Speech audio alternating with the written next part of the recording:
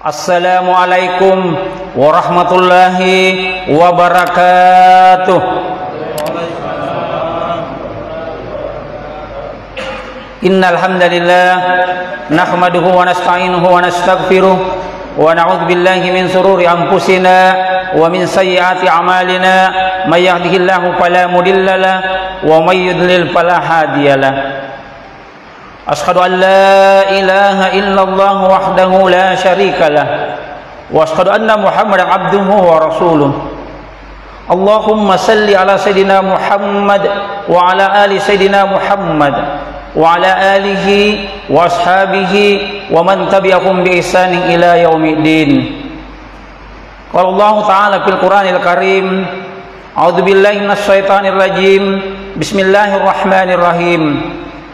Wa aqimus salata wa atuz zakah warka'u ma'ar raki'in.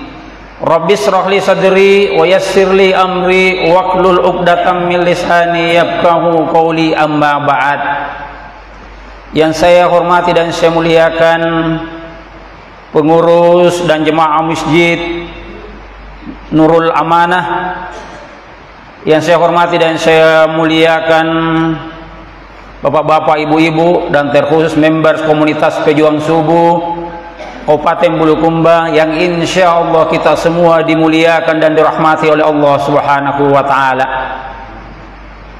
Bersyukur kepada Allah Subhanahu wa Ta'ala dengan mengucapkan alhamdulillahi rabbil alamin, karena betapa banyak nikmat yang telah Allah berikan kepada kita sampai subuh hari ini, sampai detik ini, yang jika sekiranya kita hendak menghitung nikmat yang Allah berikan kepada kita, niscaya kita tidak akan sanggup menghitungnya. Wa in ta'uddu nikmatallahi la tuhsuha. Dan jika sekiranya engkau hendak menghitung nikmat yang aku berikan, kata Allah, niscaya engkau tidak akan sanggup menghitungnya. Bersalawat kepada baginda Rasulullah Muhammad sallallahu alaihi wasallam dengan mengucapkan Allahumma salli ala sayidina Muhammad wa ala ali sayidina Muhammad, karena dialah nabi sekaligus rasul yang diutus oleh Allah ke muka bumi ini sebagai rahmatan lil alamin, rahmat bagi alam semesta. Wa ma arsalnaka illa rahmatan lil alamin, dan tidaklah aku mengutus kepadamu Muhammad, kata Allah, kecuali sebagai rahmat bagi alam semesta.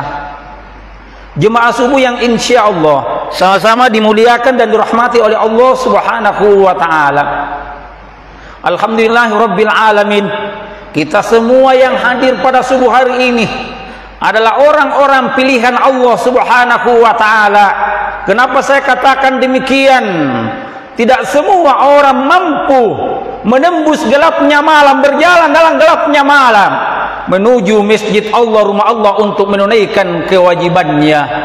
Maka beruntunglah kita yang pada subuh hari ini masih diberikan nikmat iman dan Islam, sehingga kita bisa meringankan langkah kaki kita untuk datang di rumah Allah ini menunaikan salat subuh secara berjamaah. Sampai ada kabar gembira dari Rasulullah SAW buat kita yang sanggup menembus gelapnya malam sampai kita tiba di masjid ini untuk menunaikan salat subuh berjamaah. Rasulullah SAW bersabda dalam suatu hadis yang diriwayatkan oleh Abu Daud dan Imam At-Tirmizi. Apa kata Rasulullah SAW? Basyirul masya'ina biddulami ilal masajid bin nuri tami yaumal qiyamah. Berilah kabar gembira, kata Rasulullah, bagi orang-orang yang berjalan dalam gelapnya malam menuju salah satu masjid Allah, salah satu rumah Allah untuk menunaikan kewajibannya. Maka nanti di hari kemudian dia akan mendapatkan cahaya yang sempurna. Mudah-mudahan kita semua yang hadir di subuh hari ini termasuk orang-orang yang nanti akan mendapatkan cahaya yang sempurna di hari kemudian. Amin ya rabbal alamin. Salat subuh adalah salat yang paling berat bagi orang munafik.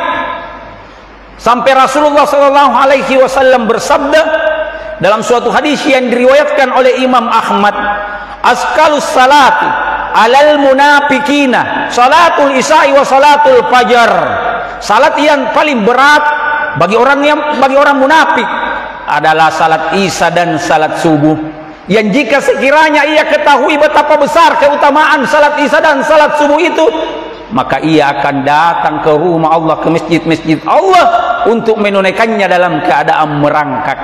Bersyukurlah kita yang sampai subuh hari ini kita masih diberikan kekuatan, kesehatan oleh Allah Subhanahu wa taala.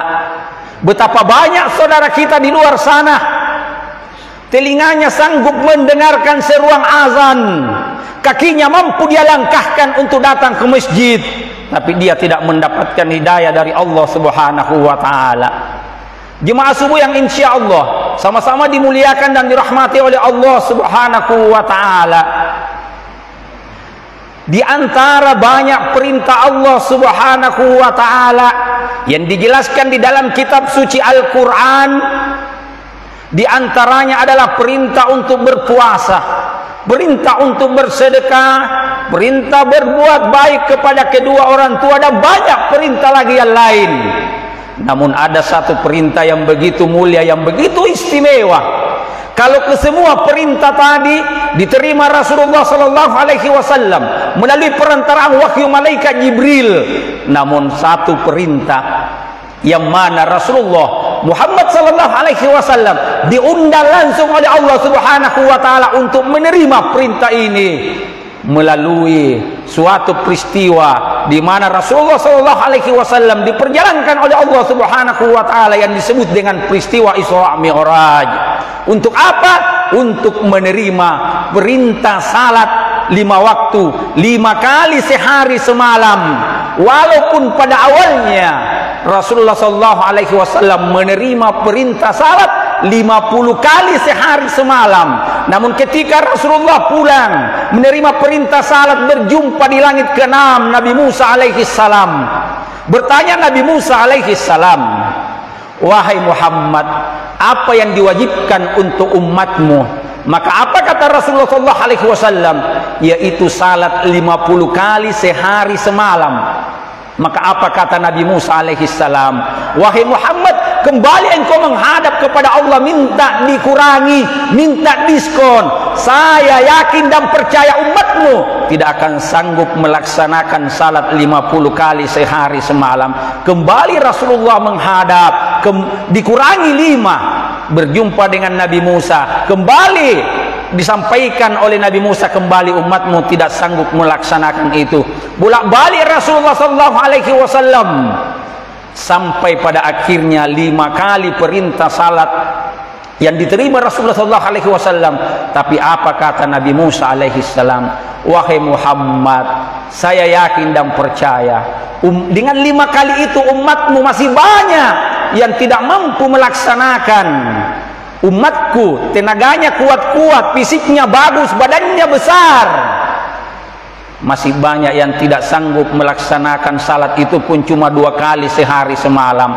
Apa kata Rasulullah? "Aku malu kepada Allah Subhanahu wa taala." Barulah terdengar seruan dari langit. Allah Subhanahu wa taala berfirman, "Man jaa'a bil hasanati falahu asru amsalihha." Bahwa setiap satu kebaikan Allah akan lipat gandakan menjadi 10 kali lipat kebaikan. Maka 5 dikali 10 sama dengan 50 kali. Pertanyaan buat kita, bagaimana sekiranya seandainya 50 kali sehari semalam kita diperintahkan untuk salat, ini pun 5 kali sehari semalam. Masih banyak saudara-saudara kita yang mengaku umatnya Rasulullah sallallahu alaihi wasallam, mampu dia dengarkan seruan azan, sehat badannya, tapi tidak pernah tergugah hatinya untuk melangkahkan datang ke masjid. Terkadang ia berkata, "Saya belum mendapat hidayah." Hidayah apa yang engkau tunggu? Bukankah seruan azan yang engkau dengarkan melalui telingamu adalah hidayah? Melalui telinga yang diperdengarkan kepadamu, seruan azan yang diperdengarkan kepadamu. Hidayah datang terus setiap waktu, cuma engkau yang tidak mau menjemput hidayah itu. Salat 5 waktu sangat istimewa, sangat mulia. Karena nanti di hari kemudian kata Rasulullah SAW dalam suatu hadis yang diriwayatkan oleh Imam Bukhari dari Abu Hurairah radhiyallahu taala an, Rasulullah SAW bersabda, sesungguhnya amalan yang paling pertama nanti dihisab di hari kemudian adalah salat. Jika salat seseorang baik, maka baik semua amalannya. Jika salatnya buruk, maka buruk semua amalannya. Apa yang membuat kita malas salat berjamaah di masjid?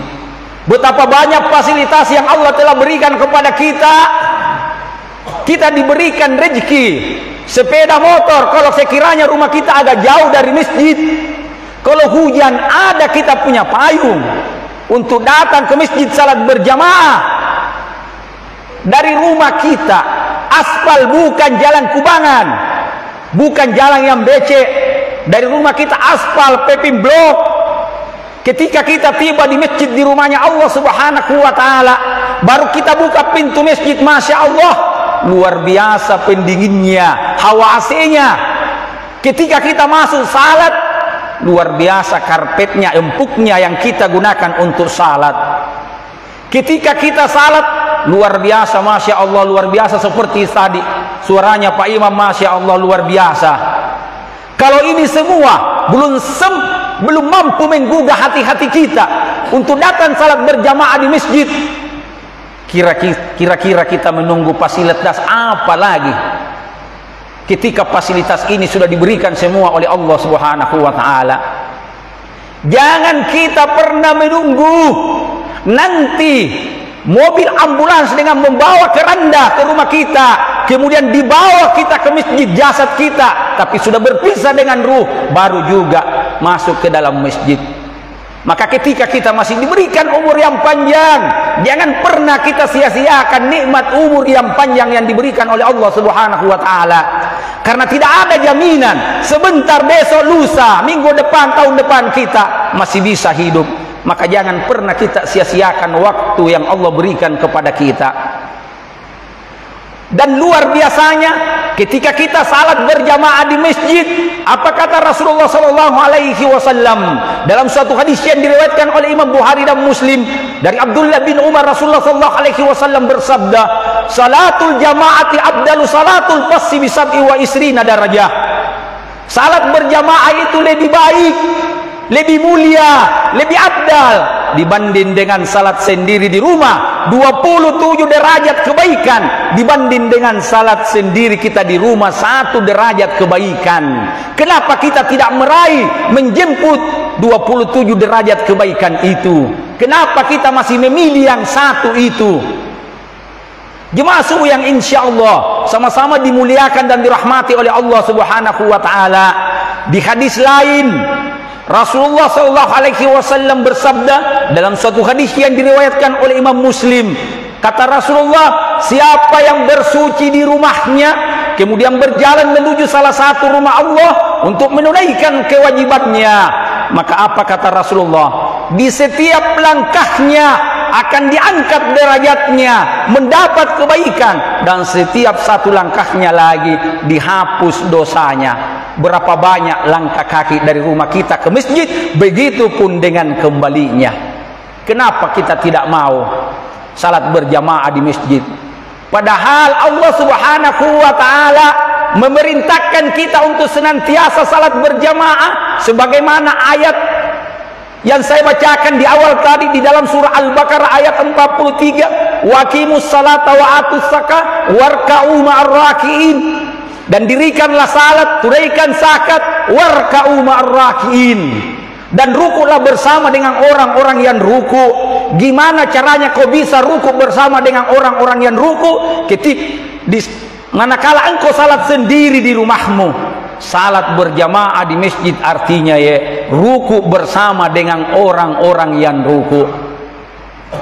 Ketika kita melangkahkan langkah kaki kita ke masjid Allah Subhanahu wa ta'ala atau ke rumah Allah, maka semua material yang kita lewati nanti akan menjadi saksi di hari kemudian di hadapan Allah Subhanahu wa ta'ala.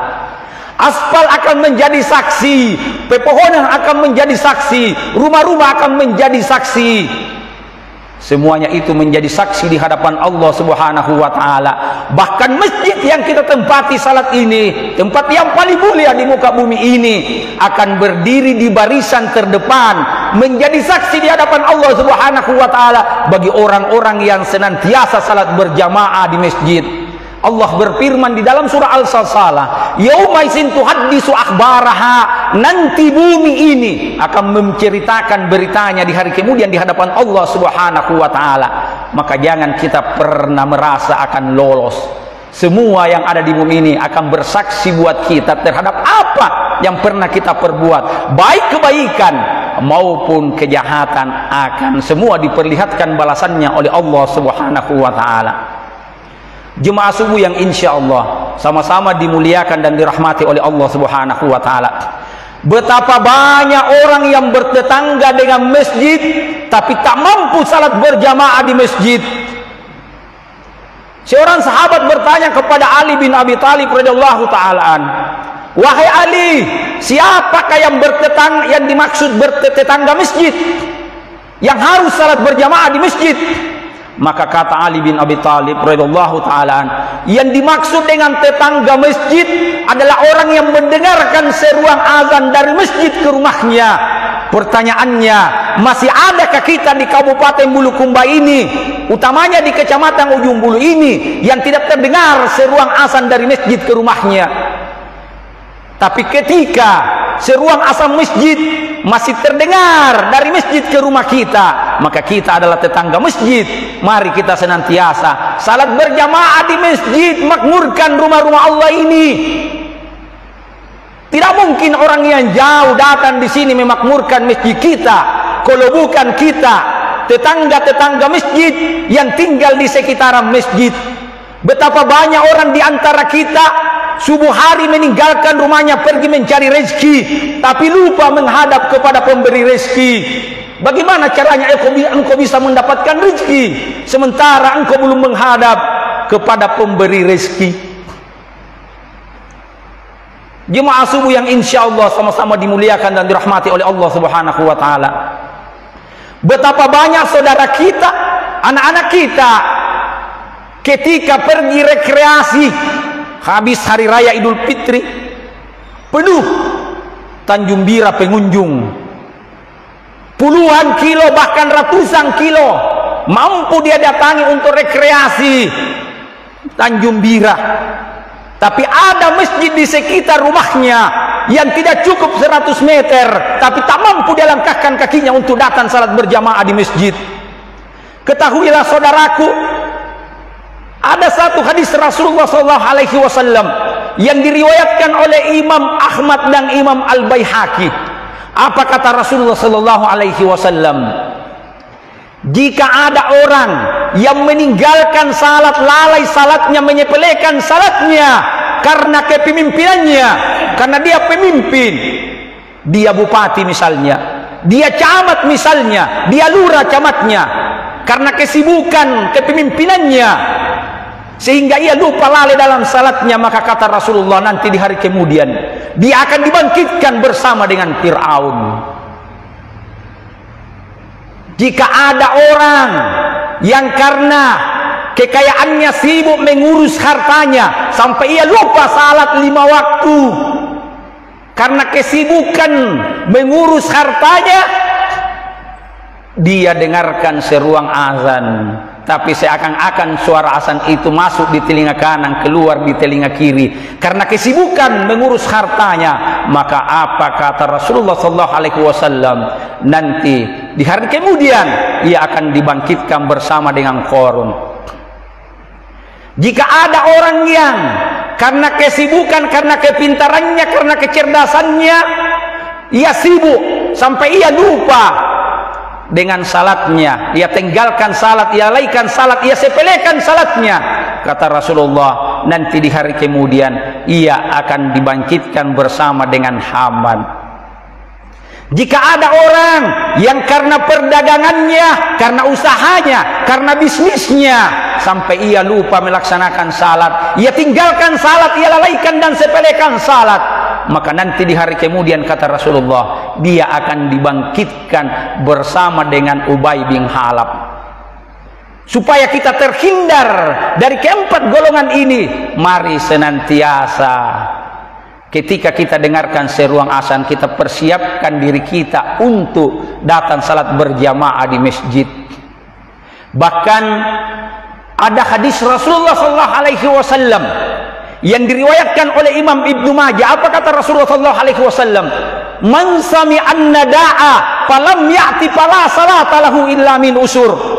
Barang siapa yang mendengarkan seruan azan kemudian ia tidak segera mendatanginya, maksudnya untuk salat berjamaah, fala salata lahu, tidak ada salat baginya illa min usur, kecuali ada usurnya. Maka para ulama menafsirkan hadis ini, tidak ada salat baginya artinya tidak sempurna salatnya. Kenapa? Ketika kita telah dijanjikan 27 derajat kebaikan agar kita salat berjamaah di masjid, kita masih pilih yang 1 derajat. Mari senantiasa kita makmurkan masjid-masjid Allah, kita makmurkan masjid kita ini. Ketika masjid kita ini makmur, maka keberkahan akan turun di kampung ini, keberkahan akan turun di negeri ini. Kata Allah Subhanahu wa ta'ala,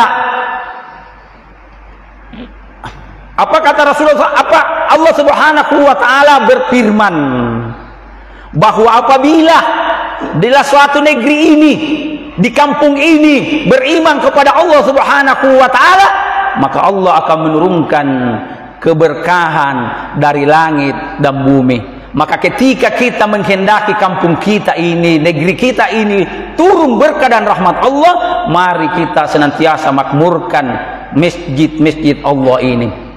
Kesimpulan tausiah kita pada subuh hari ini, mari senantiasa kita salat berjamaah di masjid. Semua fasilitas telah Allah berikan kepada kita. Hidayah setiap saat, setiap waktu datang kepada kita. Maka mari, ketika telinga ini masih mampu mendengarkan seruan azan, kaki ini masih mampu kita langkahkan ke masjid untuk salat berjamaah, jangan kita pernah menunda-nunda waktu. Rasulullah sallallahu alaihi wasallam bersabda dalam suatu hadis yang diriwayatkan oleh Abu Naim. Apa kata Rasulullah sallallahu alaihi wasallam? Barang siapa yang dengan sengaja meninggalkan, melalaikan, menyepelekan salat, maka Allah Subhanahu wa ta'ala akan menulis namanya di pintu neraka sebagai orang yang akan memasukinya. Orangnya masih ada di dunia, namanya sudah ada di pintu neraka. Jangan sampai kita termasuk ke dalam golongan tersebut. Bahkan nanti di hari kemudian Allah Subhanahu wa ta'ala gambarkan kepada kita bagaimana ketika penduduk surga itu bertanya kepada penghuni neraka. Allah Subhanahu wa ta'ala berfirman di dalam surah Mudaththir 42-43, ma salakakum fi sakar. Bertanya penduduk surga, penghuni surga, ma salakakum fi sakar. Siapa yang ditanya? Penduduk neraka. Apa yang menyebabkan engkau masuk ke dalam sakar? Apa yang menyebabkan engkau masuk ke dalam neraka? Maka apa jawaban penghuni neraka? Qalu lam naku minal musallin. Kami dulu waktu hidup di dunia tidak termasuk orang yang melaksanakan salat. Saya rasa itulah yang sempat saya sampaikan pada subuh hari ini. Kalau ada benarnya, itu datangnya dari Allah Subhanahu wa ta'ala. Kalau ada salahnya murni dan mutlak dari saya mohon maaf yang sebesar-besarnya. Wallahul muwaffiq ila aqwamit thariq. Assalamualaikum warahmatullahi wabarakatuh.